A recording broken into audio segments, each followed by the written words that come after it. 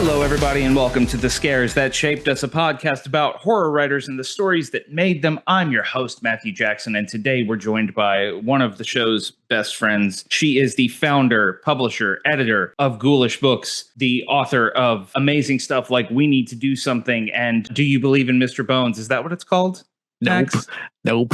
What's it called? It's called I Believe in Mr. Bones. It's called I Believe in Mr. Bones, everybody. It's way more confident of a title than the one you came up with. Yeah. I gave it the wimpy question title. Max made it a statement. But It's to be fair though, like in the book, they say that line a lot. They do. That's where I'm getting it. Anyway, this is the most combative intro we've ever done on the podcast. Yeah, we can just fight. Max Booth is here, everybody. Max, welcome back to the show. At least you got my last name right, which doesn't happen often. I'm often called Max Brooks when I'm being interviewed. And also you got We Need to Do Something right. So often people call it We Have to Do Something. Not a good title. I heard someone call it once upon a time. I don't remember where this was, but somebody called it We Should Do Something. And I'm like, well, I mean that's a little less declarative. That's more like, we should. Doesn't mean we're going to. We gotta do something. We gotta do something, everybody. Yeah. We gotta. Anyway, hi Max, how are you? Oh, I'm bad. How about you? Oh, I'm hanging in. Like everybody, listeners, we are both in like weird states of flux in our lives right now. Yeah. Not, I think it's going to be fine, but like I just moved. Max is doing a bunch of stuff. Like we're both in like a weird spot. So this is going to be a weird episode, but hopefully a fun one. We gotta do something, man. We should do something. Should we? Yeah. I don't know. I'm tired. If I do something, will we all do something? Yeah. If I get a plate of something for the table, is everybody going to have some? So last time I talked to you on a microphone, at least, we just saw the world premiere of We Need to Do Something, the stage play, which you adapted from your own novella, was put on by the Bottle Alley Theater Company in Austin. And I had the wild experience because I did a feature for Dread Central about the play. And then they invited me to go to the preview night, like the family and friends preview night. So I went, had a very unique experience that I've never had before. I sat next to a playwright, you, while you were watching the play based on your story for the first time. Yeah. And I was just kind of like, wow, this is like, I mean, on one hand, it was kind of warm and fuzzy. I was like, hey, I'm here with my friend on the night of their big premiere, and this is cool. And you were very clearly super excited about it. So I kind of fed off that. But how was that opening night for you? It was really cool. It was pretty intense. I think my initial takeaway was I couldn't believe how close the stage was to the seats. I've been to musicals, like big stage musicals, like at the fucking Majestic in San Antonio. And that's like a community type of stage play. Maybe they're usually that like intimate and close. I don't know, but like this play is mostly people screaming at each other. It's really much Who's Afraid of Virginia Woolf type of thing, and it was really intense. Just being so close to everybody, screaming and throwing shit and stomping around. I almost didn't like it. Like it made me think of like being a kid, like with my family. Like, oh man, this is really it absolutely had that, like, because for those who weren't lucky enough to see it, because it was a short run of performances, like this was basically the actors were in an 8x10 box set that they had built. That was the bathroom where the whole play takes place, and we were both in the front row, and I think we were sitting about 6 feet from them or something like that. If that, yeah. And they were, it's very intense. There's screaming, there's physical confrontation, there's blood, there's fighting with a jammed door that won't open. There's so much uh, right in your face, and it really was like I had never seen anything like it. Um, but I would go ahead. I would say it was definitely like the best way to experience this story, I think, because it's been a book, it's been an audiobook, it's been a movie, and now a stage play. And I think the stage play is probably the best like representation of the story itself. You really experience like the claustrophobia that I intended. Like in the movie, not so much because they made the bathroom fucking huge. So you lose a lot of that like cramped space feeling.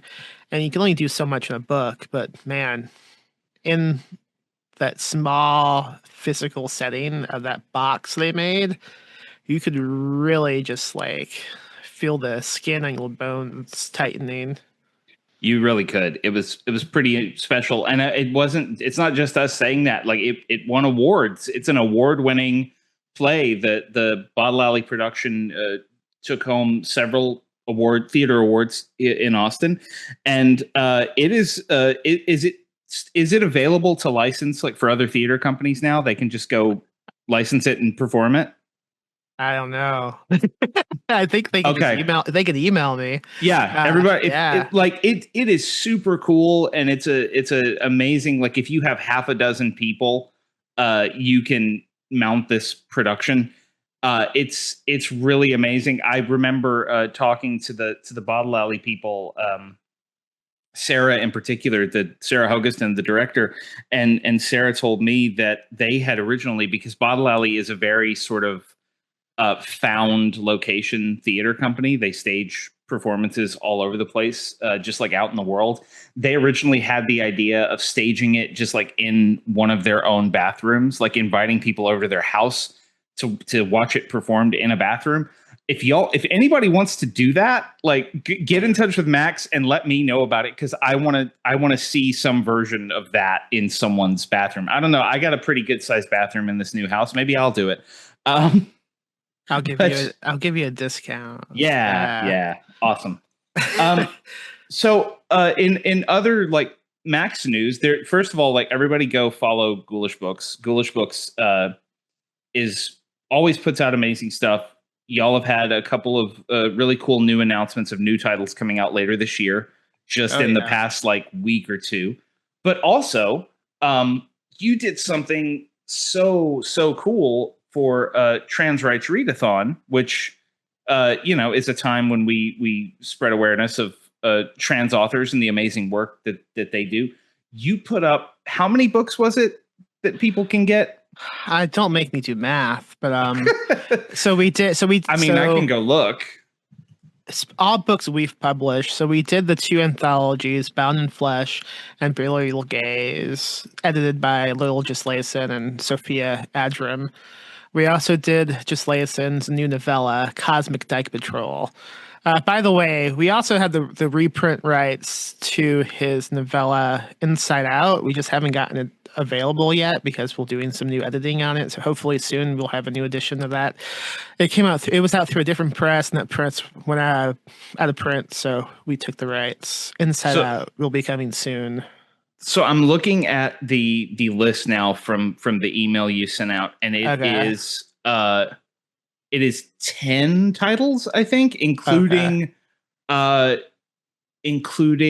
4 issues of Ghoulish Tales, the magazine of short fiction that Ghoulish puts out quarterly, I think, right?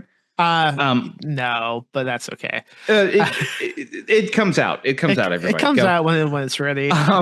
But we have 3 books from Max here, including We Need to Do Something. If you haven't read the novella, you can go read the novella. Maggot Screaming, which is amazing, and I Believe in Mr. Bones, which is the one that I butchered the title of a couple minutes ago. We also have, like you said, Bury Your Gaze, the very celebrated anthology edited by our friend Sophia Asram. You've got Decrepit Ritual by Val LaCrue, which is a fucking amazing book. If you guys haven't read Decrepit Ritual, go find it. Val was on the show not that long ago, and we talked about it, and that's a book that knocks me on my ass. So these are all available for free for Trans Rights Readathon, which actually ends on March 31st. So maybe I shouldn't be talking about this because this They could episode is going go. up on April 1st. You know what? Let's leave it live until April 2nd. How about that? April 2nd. Okay, so if you're listening to this right now, go get these books. Go to Ghoulish, get these books. Max is being super cool. We can cut this out if you want, Max. Nah, that's cool. Okay. But also, look, go buy these books. Give trans people money. Also, if you find the blog post on the website, which is at ghoulish.lip, that's RIP. We don't do comms. We have the link to the Google Drive, but at the bottom of the post, I have links to like really great trans charity organizations, but also like Patreons and Ko-Fis of the authors that I am talking about, including my own. So, you know, yes, you can go to Max's Patreon, Jeremy Ship's, Val's, Sophia's website, lots of cool stuff, which by the way, like I haven't talked about Jeremy here. Jeremy wrote an amazing little book called Familiar, which is about a couple of people with a hole in their wall that does some very interesting things, and it's just one of the weirdest things I've ever seen. Jeremy also does amazing fabric art, also just creates little stuffed creatures that you can go buy from them, and they're amazing. So everybody go support the trans horror community right now. I think the only other one in the thing we didn't mention was the Flesh Inhalant. Now I'm gonna fuck up his name because of my speech impediment, but it's written by Perry Mistral. I don't know if you want to say that as well, so people know what the fuck I'm saying. Perry Meester is the name of the author of the Flesh Inherent. Yeah, he's great. This was his debut book, and it's a Westrel. It's a cosmical alien Westrel that is maybe one of my favorite books we've published, and didn't quite get like the excitement I hoped for when it came out. So please read that book. It's really good. It is really good. I bought a copy from Max, I think at Ghoulish Book Fair like 2 or 3 years ago, whenever it was published. It's fantastic. You should go get it. But we're going to speaking of Westerns, there's my segue. I always try to find where's the foothold. Speaking of Westerns, we're going to talk about an amazing film today. One of the best horror movies of the 1980s. I was so happy when Max picked it. I was so happy to get to rewatch it. We're going to talk about The Hitcher. Yes. Directed by Robert Harmon, written by Eric Red in his feature screenwriting debut. It is one of those movies that just it's kind of a minor miracle that it exists at all because of how just bold and daring it is. It's hard to find, but I will tell you, some kind soul has put it on YouTube. If you want to scurry over there and watch it that way, everybody. Max, what do you remember about the first time you saw The Hitcher? Oh, God. I think I saw it as a teenager living in a hotel. I had a bunch of like online friends, and one of them was this woman named Anna who was like always in the hospital with like chemo and stuff. So we would often watch movies on Yahoo Messenger. Like it had an option where if you included a YouTube link, you could just watch videos in sync. And I highly doubt this is the same upload that we watched, but the movie was on YouTube then as well. And this would have been like in 2008, I guess, 2007-ish. So it was a movie that she liked, that she recommended to me, and we watched it, and she was right. I loved it. I've seen it a bunch of times since, but it wasn't until like a month or so ago I was basically doing the same thing I did with my friend back then, but I was introducing it to a different friend of mine named Mindy, who is like also she's with Ghoulish. She does like publicity and shit. So I was showing we were watching that on YouTube, and it wasn't until this most recent watch last month that I realized like how erotic this movie is. This is one of the most erotic movies I've ever seen. We will get into that, but We will. it's hot. It is and it may not occur to you on first watch, but like it is a seduction. Like the whole movie is a seduction. It's wild, and yeah, we'll get into it because one of the things I love about The Hitcher that I had seen it, I don't know, 10 years ago or something, is one of those movies that I just went seeking out because so many people were talking about how amazing it was. And this is the first time I had watched it in a while, and watching it this time, I had forgotten just how quickly it gets into it. Like I said on Blue Sky that it's a Surf Dracula situation, which for those who don't know, there's a meme joke about how back in the day you would have a TV show called Surf Dracula, and that dude would be surfing in the first 5 minutes, and now you would have to watch 10 episodes to see Surf Dracula surf for 5 minutes at the end of the show. And this is the old school Surf Dracula in that it's a movie about a guy who picks up a hitchhiker who happens to be a serial killer. It tells you that in 5 minutes. It does not hitchhiking immediately. Yes, that it's a kid driving on the road, a kid named Jim, who is played by C. Thomas Howell. He's got a drive away. He has picked up a car and he's driving it across the country because he wants to go to California. And so he's driving. He's in the middle of West Texas. It's raining. He sees a hitchhiker. He pulls over, picks up the hitchhiker, and within like 2 minutes of conversation, there's a wrecked car on the side of the road, and he asks the guy, like, "Do you know what happened to that car?" And the guy says, "Oh, I hacked everybody in that car to pieces, and that's exactly what I'm going to do to you." Yeah, he goes. Yeah, it's really much like immediately this movie they'll just flirting with each other. Like he begins like seductively patting himself dry when he gets into the passenger seat. It's a close up of the rain dripping off his nose. Yeah, a cigarette dangling loosely from his lips as they maintain eye contact. I should say it's Rutger Hauer plays the Hitcher, for those who don't know, who calls himself John Ryder. Get it? No, but what does it mean? It means he really likes Ryder Trucks, that company. He's a spokesman for the Ryder Truck rental company.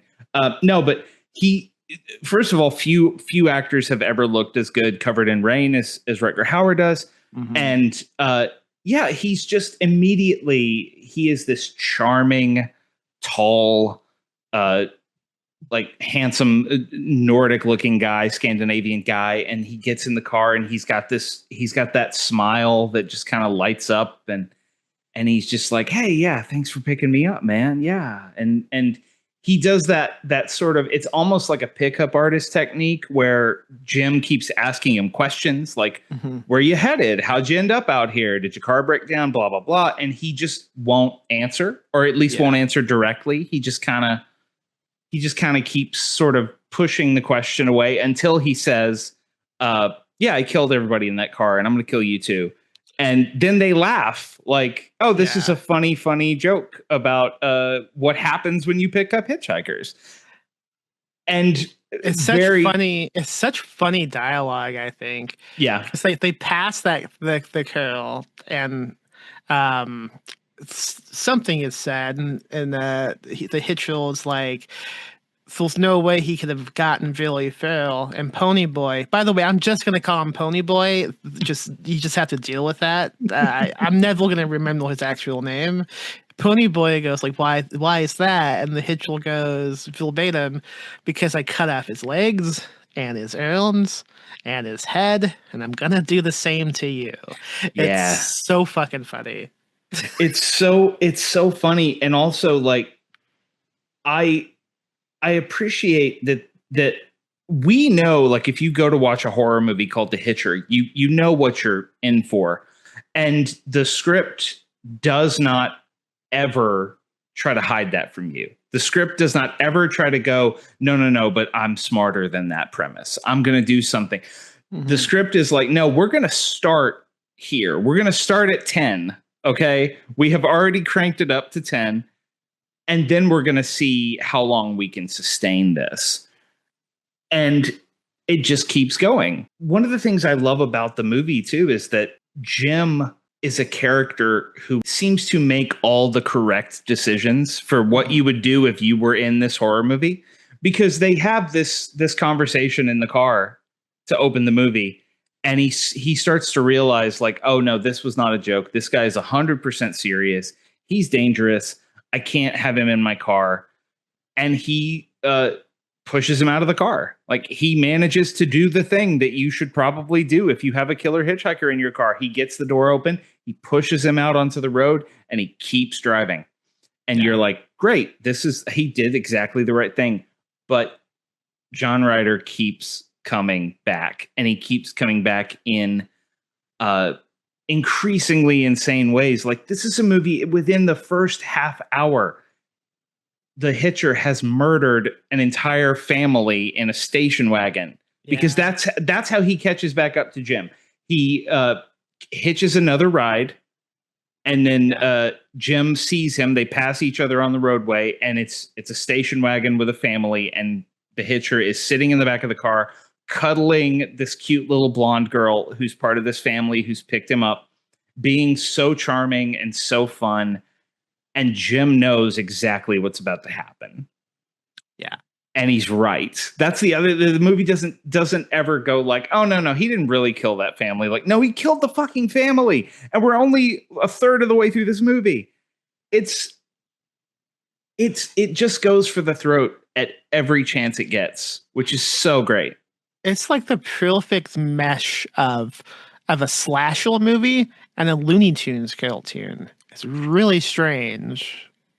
It is. It does have that sort of Roadrunner, Wile E. Coyote kind of thing. It gets really like madcap, and like at certain points there are car chases where like 3 cop cars are flipping, rolling over at the same time. But at the same, I want to go back to what you said about it being an erotic movie, because it's totally true. Like, you get this vibe early on. It's in the first scene when Rutger Hauer is soaking wet and hops into that car and is just charming his way into the life of this guy. And over time, it starts to become clearer. Like, he doesn't just want to kill Jim. No. He wants to see if he can push Jim to be a little more like him. Yeah. There's a moment he has a switchblade that he is like really like softly caressing against Jim's cheek, and it's, I don't know, it's really nice to see that. He's like, what? Jim's like, what do you want? And the Hitcher like softly just whispers, I want you to stop me. The Hitcher was not the only one soaking wet. That's all I'm saying. Yeah. Well, and there's a great scene a bit later in the movie when Jim stops at a diner, and he's trying to get, like, this poor guy. He is trying so hard to do the right thing. He stops at a diner where he meets a waitress played by Jennifer Jason Leigh, whose name is Nash, which is a great name for a waitress at a diner in the middle of nowhere in West Texas. And she takes pity on him, makes him some food, lets him use the phone. He calls the cops, and he says, like, I know who killed that family on the highway. It's this guy, and you got to come here and stop him, because I think he's here, or he's going to be here. And he's sitting there, and he's trying to calm down and think like, okay, help is on the way. I'm going to be. And then the Hitcher just sits down across from him, and this is 2 different dino scenes. You're right. Okay, yes, I am confused. So the scene with Jennifer Jason Leigh is she makes him fries, and he's eating them, and suddenly it's a fucking severed finger he's chewing on. Yes. Yeah, no, but I was 2 great dino scenes. I was thinking of the other diner scene where he has gotten hold of a revolver. Jim has a revolver. Yes. And Ryder sits down across from him in the booth, and he pulls the gun. He points the gun at him under the table. Yeah. And says, "Don't move." And it's Ryder just sort of peeks under the table and says, "There's no bullets in that gun." Because if it's a revolver, you can see the rounds in the cylinder. And then he puts his own gun under, but it's not a gun, it's his finger, and he puts his finger in the barrel of the gun. And it's very clearly like two guys, they're having a sword fight under the table. Like, it's just such a like charged thing of like, come on, man, just get on my level. It'll be fun. So when Mindy and I watched this, when this scene happened, we ended up typing the exact same sentence at the same time in prolific unison, all caps. We both typed "fingle my gun hole." And that's pretty much what he's doing, because he's like sticking his finger into the I don't know, guns, the gun hole. the barrel, yes. Yeah. It's he's absolutely just like, oh, you want to play with me? Do you want to do this the way I want to do it? So let's try this. Let's see where it goes. And there's also Nedville saying as well. I mean, we're just skipping ahead, but that's fine. No, yeah, go for it. When John Rydell is arrested and in the like interrogation room, and Ponyboy comes in and spits on his face, and John Rydell just like slowly wipes it off his cheek and looks at it. I was so pumped up and hoping he would stick those fingers in his mouth and just lick him dry. It didn't happen. Missed opportunity, because that was the way it should have gone. Well, and I guess this is a good place to talk a little bit about Nash and what's probably the most famous scene in the movie. Oh yeah. Which is so Eric Red wrote his first two screenplays are masterpieces. Mm-hmm. Like, it's insane. His debut feature screenplay was The Hitcher, and then his next feature screenplay was Near Dark. Yeah. And they're like sister movies. They're absolutely thematically linked. They're both about like sort of nomadic people in the American West. They're kind of horror westerns in that way. And they both have these young women in them who are sort of lures for the protagonist. And Nash is very much that for Jim. Nash is kind of Jim's tether to sanity as he's losing his mind trying to stop this crazy man. And, you know, she's very kind to him and very like they have to share a hotel room together at one point, and they start to sort of bond and get closer, and you think maybe something romantic is happening. And then Jim goes to take a shower, and Ryder gets into bed with Nash and starts to kind of not fondle her, but snuggle her. He gets up close to her like he's Jim, and she's really into it. And then he chloroforms her and ties her between two trucks and threatens to pull her apart. Isn't that called like drawn and quartered? Is that he's drawing her basically. Well, no, drawn and quartering is when you draw out the when you take the intestines out. That's drawing, and then quartering is cutting someone into four pieces.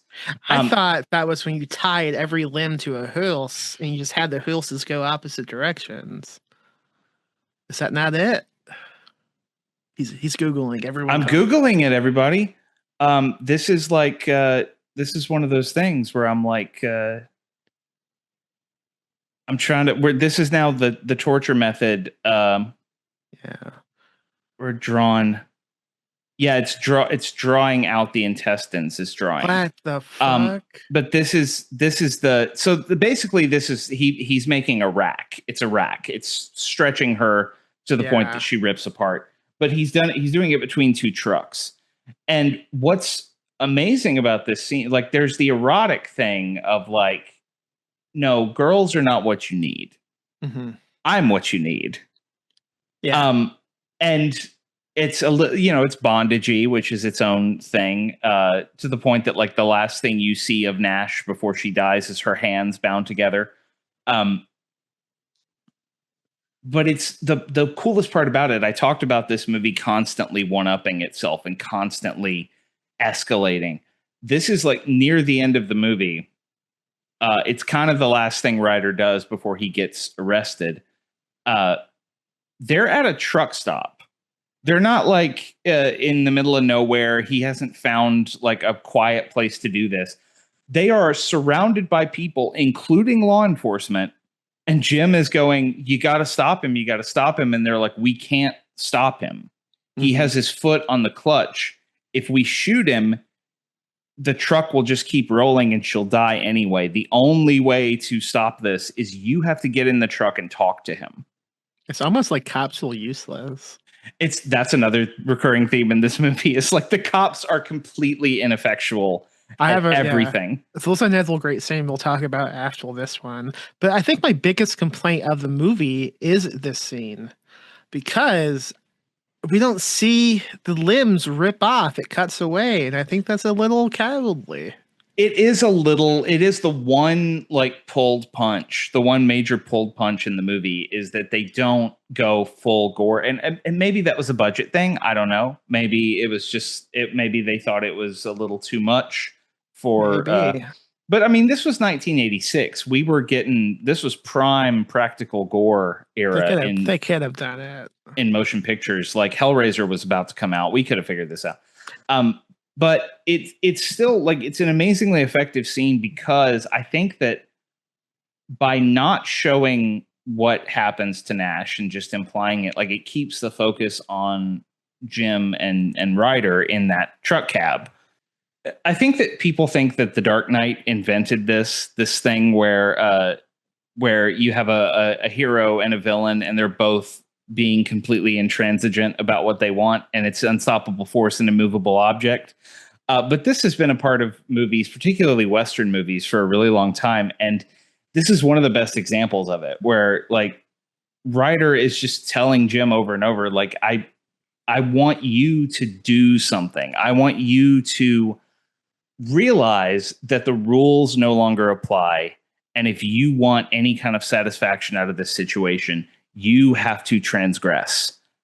That is the only way out of this for you. If you get on my level and do some freaky violent shit, maybe you'll get out of this. But otherwise, you're not going to. And yeah, he told him at the very beginning, I want you to stop me. Yes. And it's just like the peak of that. And I almost, it's to the, for me, like Nash ripping apart is almost like a climax, a sexual climax, not just the climax of the movie. It's both, but it's so cool that we're talking about this as a seduction. I almost should we talk about Eric Red a little bit? Yeah. How do you want to? It feels weird to not mention this, because it's just such an interesting wrinkle in the story. So if you want to know more about this, you can go read about it. The Dollop did an episode about this whole saga, but Eric Red again was wunderkind, basically, like came out and like had these two amazing screenplays, The Hitcher and Near Dark, and it sort of cemented him as a new genre guy in Hollywood. And he kept working. Like he became a director. He directed a pretty good werewolf movie called Bad Moon, if you've never seen that. But he had issues. He had financial troubles and other things like that. And then in like around the year 2000, he crashed his car into a bar in Los Angeles, and then supposedly attempted to harm himself. Let's put it that way. And the circumstances around that are still very murky. There are differing accounts of what happened. He was supposedly being treated for episodes of unconsciousness, syncope at that point in his life. So I'm not going to diagnose this, and I'm not going to deliver any kind of verdict on how this actually went down.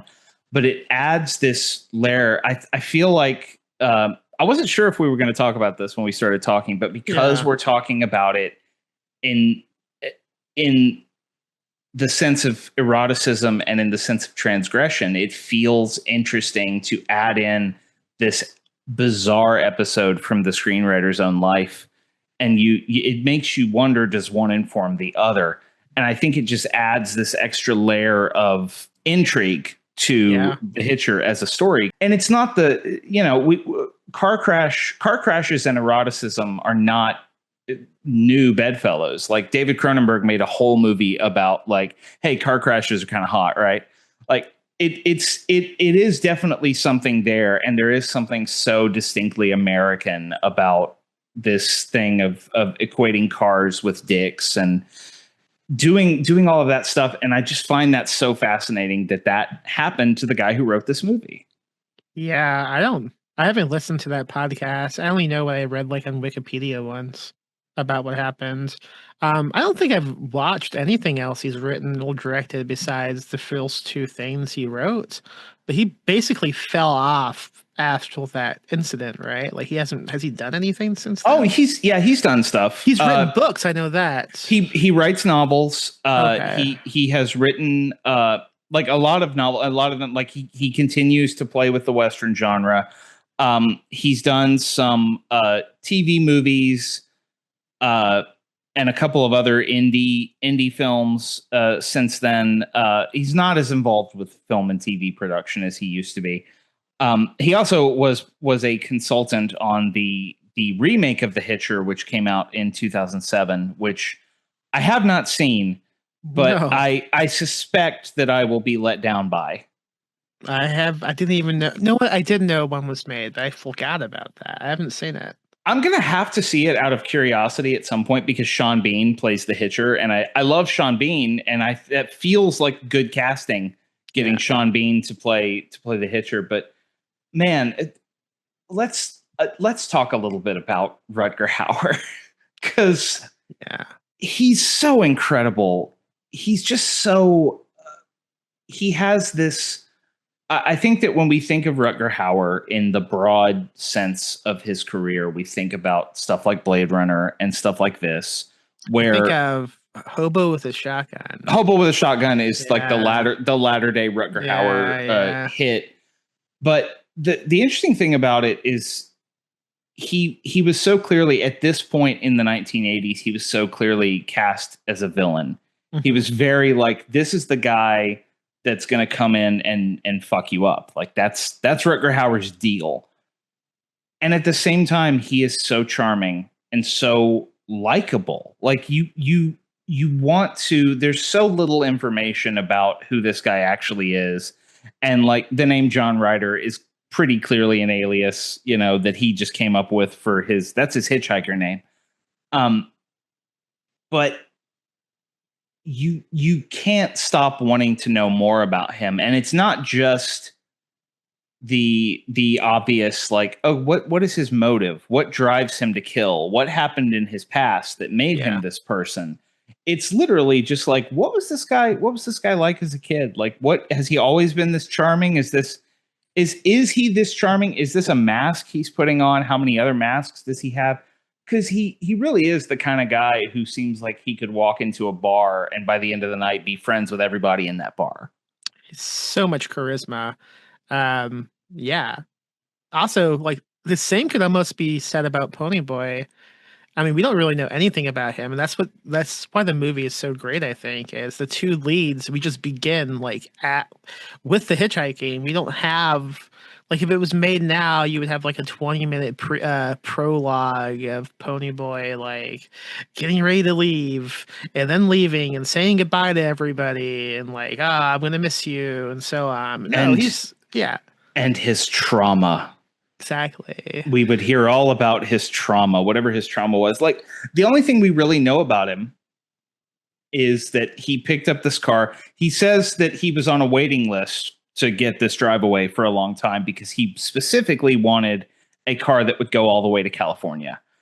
He's from the car is from Illinois, so he's taken this drive pretty far. But he says like I wanted to go to California. I was willing to wait for a car that would take me to California. We never really learn why. Yeah, what's a drive away again? It's like someone needs the vehicle transport. Yeah, you're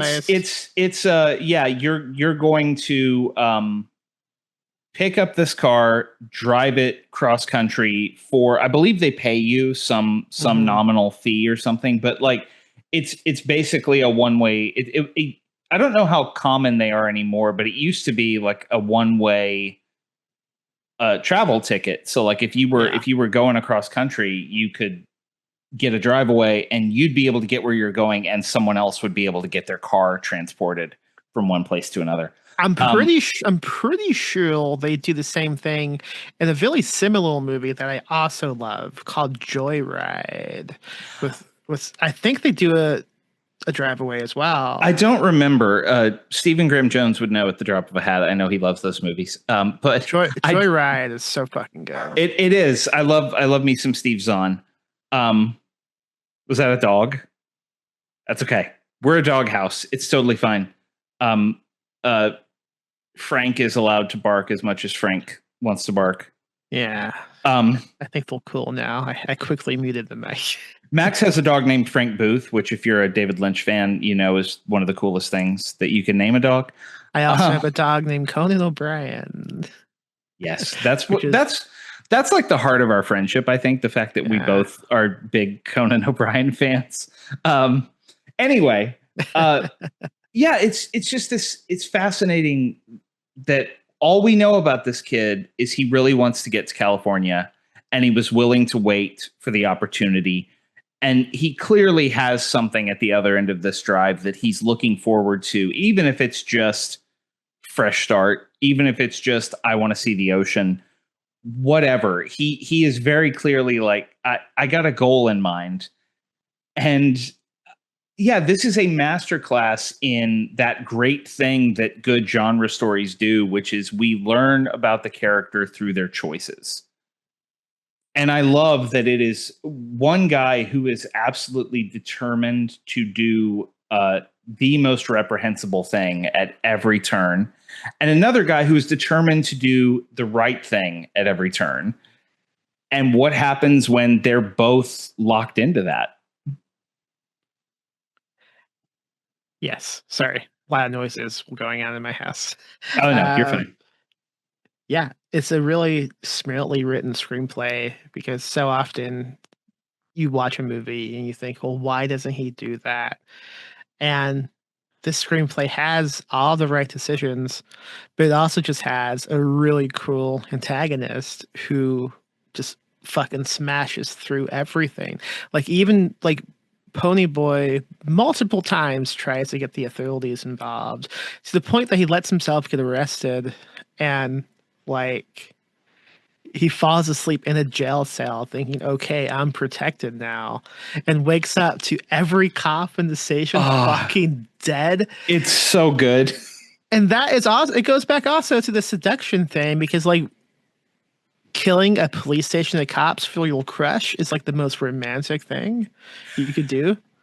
It's absolutely like, this is the other interesting thing about Ryder is he, first of all, there's an almost, you could almost view this film as sort of a deal with the devil, because he does have this almost supernatural ability to avoid getting caught.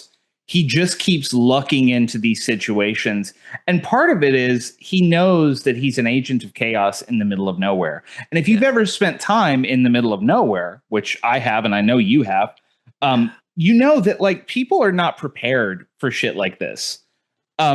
They do not know how to reckon with things like murder or disastrous car crashes, or the idea that the sleepy sheriff that you've known your whole life might not actually be able to handle something that gets thrown your way, because it just never comes up. So disclaimer, because you made me sound like a badass when you said I also know, I would not be able to reckon with this. I wouldn't either. I would have shot myself in the face immediately. Too much pressure. No, I wouldn't be able to handle it either. But it's like it shows how well that Ryder knows people. He clearly understands, like, if I just push hard enough in the right places, all of these structures that people take for granted will come apart around me, and I'll be able to do whatever I want. There's also a good writing lesson in this because what we were talking about, what we love about how like we don't get the past of these characters. We don't know where they came from. We don't know who they are. But you see Jim handling all these things and coming up with solutions and chugging along. You can't help but wonder, where did this kid come from? What else has he survived? You get the viewer asking these questions without the writer having to spell it out for you. And it's really intriguing. Yeah, well, it reminds me of We Need to Do Something, which I think is still an amazing example of creative problem solving, of just like you put yourself in this corner immediately. Like that is a story that opens with tornado siren, everyone get in the bathroom, which is something that people all over this country do thousands of times a year in different parts of the country. Like, we all know that drill. I grew up in Texas, you grew up in the Midwest. We all know that's a thing you do. So like, but then it's like, okay, well, what if you're stuck in there? What do you do? Yeah. And we learn about all four of those people. We learn what their problems are, what their conflicts are, and all that over the course of that. But it just literally is like, okay, well, try to open the door. We can't open the door. Try to signal for help. No one's answering. Try to do this. Try to do that. Oh, shit. Now we find out that our daughter is a witch. What do we do about that? Classic. It's classic. Everyone's been through that scenario in their bathroom before. But yeah, it is a great writing lesson, because it's not that everything, it's not that Jim is, this is the other interesting thing, because we are horror people, we often run into people, or at least I do, who give you that whole spiel about, well, if I was in that horror movie, I would do this and I would do that. And I would make sure, like that Community bit where they're like, we're going to call the police and then we're going to stand back to back in the center of the room holding knives, and that way we'll survive. People think that way all the time. And this is a movie where a guy tries his best to think that way. He tries his best to go like, okay, what do I do? This guy's in my car and he's dangerous. What do I do? Well, I push him out of the car. Well, now I see this dangerous guy in someone else's car. What do? I try to get them to stop. Well, now I see this guy now I know that he's done something else that's horrible. What do? Well, I call the police. And it just keeps going, because this is one of the great things about horror fiction when it's really working, is you get the sense that you were unmoored from rationality. You get the sense that like all the rules that you've learned, like call the cops if you see a violent crime happening, go into your bathroom when you hear a tornado siren. What if they just don't fucking work? Yeah. What if it just doesn't?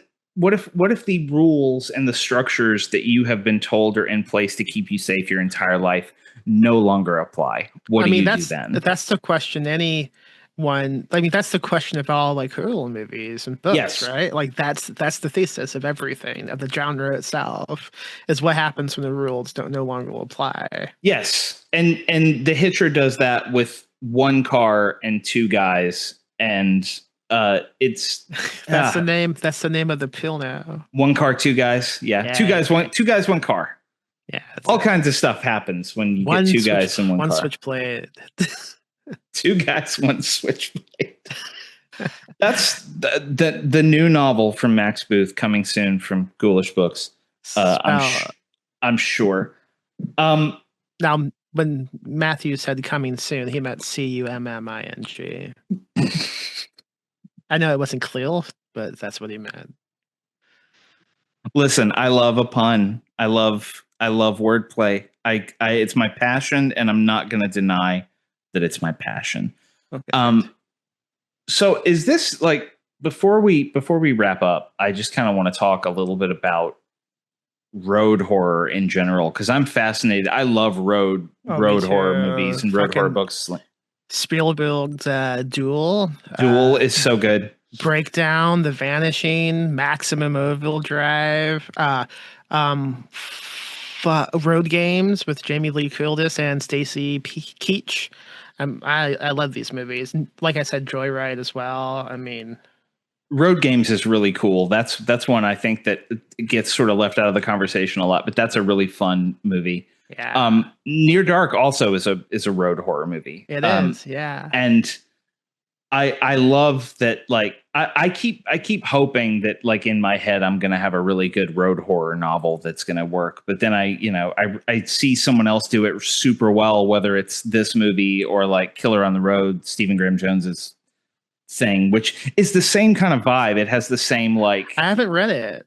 it's got this amazing I feel like Steven is suited for road horror in the way that he writes anyway, because it's very much it feels like a seat of your pants, anything can happen thing anyway. But just the way that it is similar to the Hitcher in that it just keeps upping the ante. It just keeps getting weirder the more the further you go.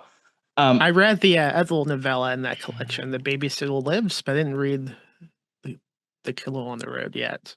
Babysitter Lives, not a road horror story, but a good story anyway. Yeah, but they released them as like a flip book. Yeah, it's a saga double. They're calling it. Okay, but there is something like there is something cool about. We were just talking about the rules no longer applying, and there is something so appealing about the road as a kind of blank canvas for that. As we anticipate road trips as these very sort of repetitive exercises in finding ways to amuse ourselves while the miles keep rolling past. And it's like, well, that there could be anything out there. Yeah. I say as I prepare to take a road trip myself in a couple of months. Oh, me too. Where are you going?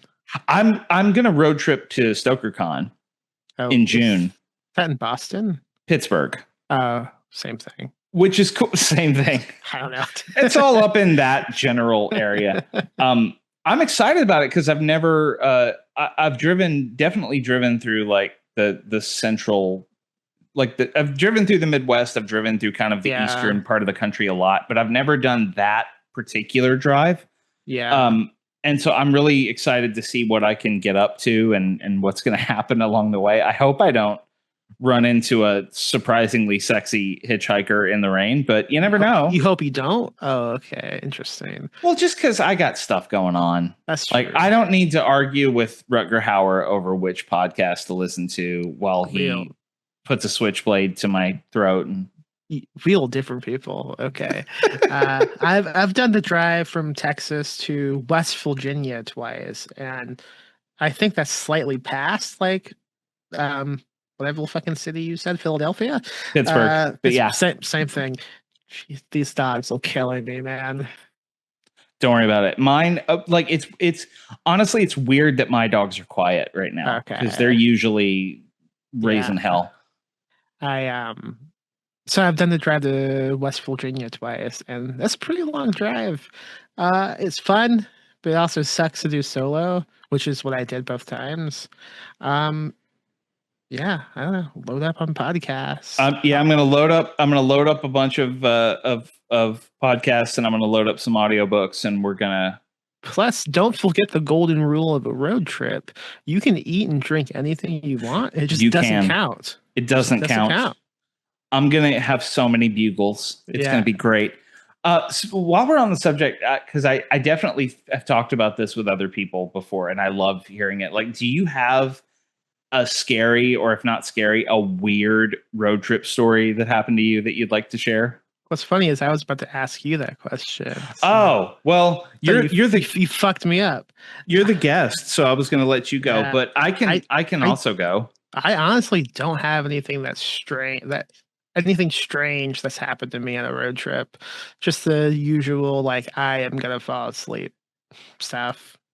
Nothing real shilling at a podcast. I don't have anything like super frightening. I just have like the weird anything that can go wrong will go wrong kind of nothing violent, nothing where my life was in danger.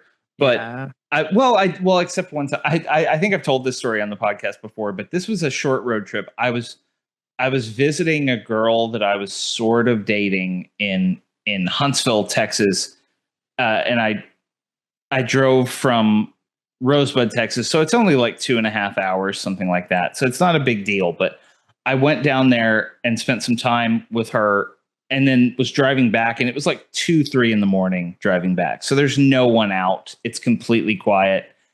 And my car started doing this thing where if I drove it faster than maybe 50 miles per hour, it would start making this awful banging sound, like I was running over a body, and the car would like jerk and get really and I didn't know what to do because it was 2 in the morning, and I was in the middle of nowhere because the drive from Huntsville to Rosebud has like, there's state highways, but there's nothing there. It's just you're driving through the piney woods, and there are no gas stations open. There are no houses. There's nothing. And I was like, it's 2 in the morning. If I call my dad and tell him that my car is doing this, he's going to be so pissed. I guess I'm just going to try to drive this car that sounds like it's going to explode home. And that was just such a white knuckle experience. That was, Wow. it was just absurd. And I keep thinking that if someone had come along and realized what was happening, they might have like tried to stop me and tell me. Anyway, I'm still here. I got the car home. You didn't explode. I didn't explode. The other question I had was, have you ever hitchhiked or picked up a hitchhiker? I have not. Same. In part because I grew up in Falls County, Texas. Very close to our house was a prison. It was a women's prison, but there was always a thing where in my little area of rural homes, not really a neighborhood, but everyone knew each other. And so if there was an escape from that prison, which there were, once every couple of years or something, the phone tree would activate, and like people would start getting calls, and my mom would get a call usually from her sister who lived up the road, and she would tell her there's an escaped convict from the hobby unit. Don't go outside, like keep your doors locked, blah, blah, blah. And there were always those signs, like whenever you pass a prison, you see those signs that don't pick up hitchhikers. Every time I see those signs, I think I would pick up someone right now. It really is a don't push the red button sign. It absolutely 100%. is. I would love to help someone escape prison. You're just like, I know I'd get a good story out of this. Yeah. If I make it through. So no, I have not ever picked up a hitchhiker. When was the last time you even saw somebody hitchhiking? I feel like it's pretty rare. Like my family, like we've got relatives in New Mexico and relatives in Colorado, so we tend to take those drives a lot. Yeah. And I would say on those drives, usually once per drive round trip, I'll see somebody who maybe sort of is hitchhiking, but also maybe just sort of is ambling up the road. And so yeah, it's a lot rarer than it used to be, probably because of movies like this. Probably. And also, Uber and whatnot, but plus, yeah, it's cell phones as well. I mean, you can just call like a friend, like, "Hey, pick me up." Yeah.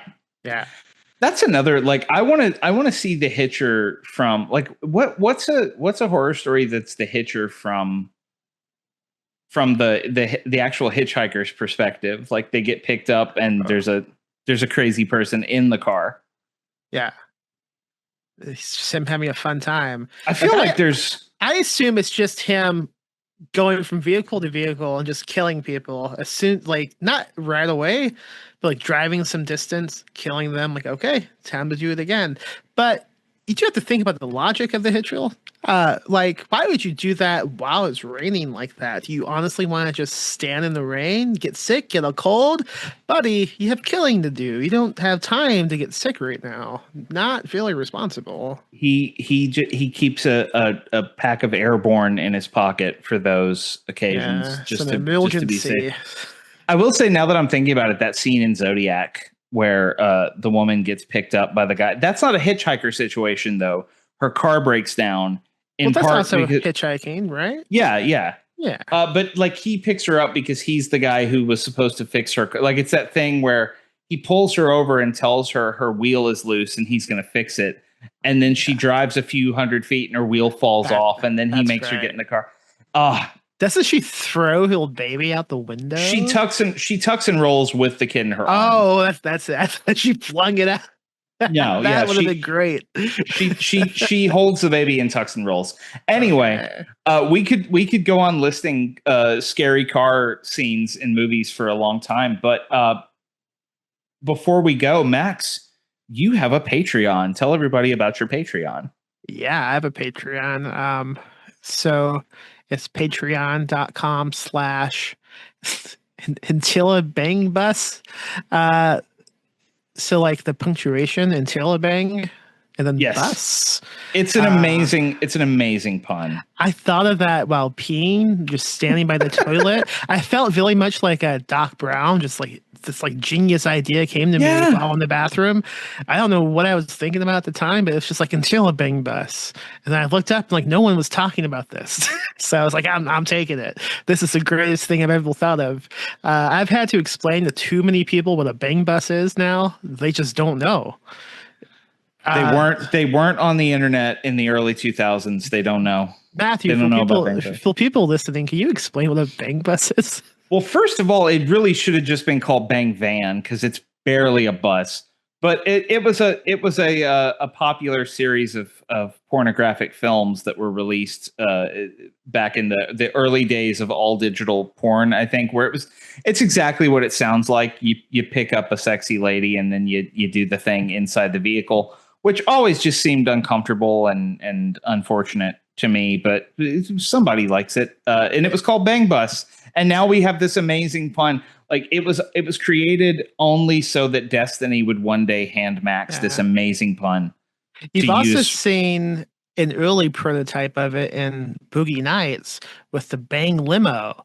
Bill Reynolds and Rollo Girl. They do a limo drive up and just straight up ask like an actual pedestrian to come in and fuck instead of like an actual who is just outside waiting for them. Pretty sleazy. Intilla Bang, which again is the punctuation of a question mark followed by an exclamation mark. I got obsessed with that world while watching Simpsons with the DVD commentary on, because they were joking about how they always how they trick themselves into remembering that the question mark comes before the exclamation mark, and it's called a Intilla Bang, not a Bang Intilla. Yes, and it's always cracked me up for some reason. Don't know why I thought of Intilla Bang Best though. Anyway, that's the Patreon handle. What will people find on this Patreon? It's just a bunch of random things. I don't have I do only this. Right now I have some short stories, some blog posts, some essays. Later today, I'm going to post a rap song I wrote. That's going to be fun. I woke up today and wrote a rap song immediately. I'm not going to perform it though. Maybe if I get 100 paid patrons, I'll record it. But right now, I'm just going to post the lyrics on Patreon probably when we're done talking. I don't mean to brag, but it's really good. I'm excited to hear about this. Yeah. There's an amazing essay that Max wrote very recently about Richard Bachman, the work that Stephen King published under the Richard Bachman name. That's really cool. There's a 10 movies to get to know me thing, which features Zodiac, which I did not realize until I started browsing this. I could have talked about Zodiac all day. I've done many podcasts about Zodiac. I've probably seen it more than any other movie. I'm kind of obsessed with Zodiac. I'm obsessed with Zodiac too. We might do an episode of the podcast one day that's just Zodiac because I'm game. God, Zodiac rules, everybody. I rewatched it a month ago just because I felt like it, and I'm still just in awe of that movie and how great it is. But yeah, all kinds of cool stuff, fiction, nonfiction, announcements for ghoulish things, all that stuff on Max's Patreon, which is at patreon.com/InterroBangBus. It's an amazing pun. Our guest has been Max Booth. Max, thank you so much for being on the show. It's always great talking to you. You too, man. Bye. Bye. Thanks once again to Max Booth for being on the show. Always great to talk to Max.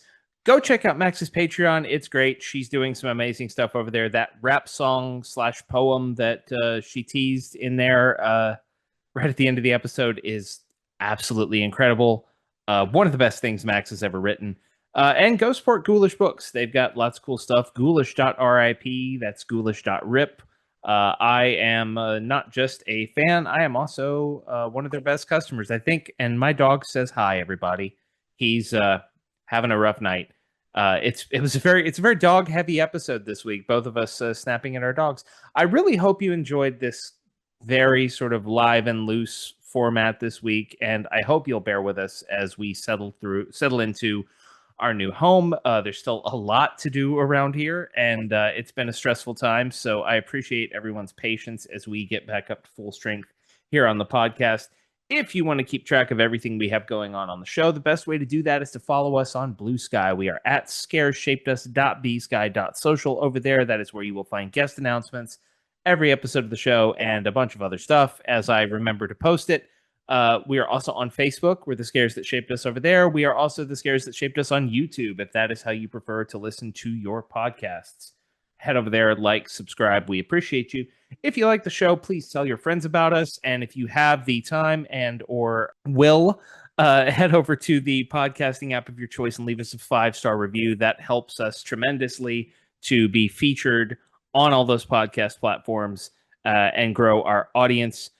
That is it for me this week. It's a short and sweet outro because I have to go take care of this barking dog. But we will be back in 2 weeks with a brand new episode that will be a pretty in-depth thing. I'm not ready to announce what it is yet, but we're doing something we've never done before, and I think it's going to be really fun and exciting. You will hear about that sometime in the next few days. If you follow us on Blue Sky, we will let you know about it. But that's it for me this week. Until next time, take care of yourselves, take care of each other. I'm Matthew Jackson, and this is The Scares That Shaped Us.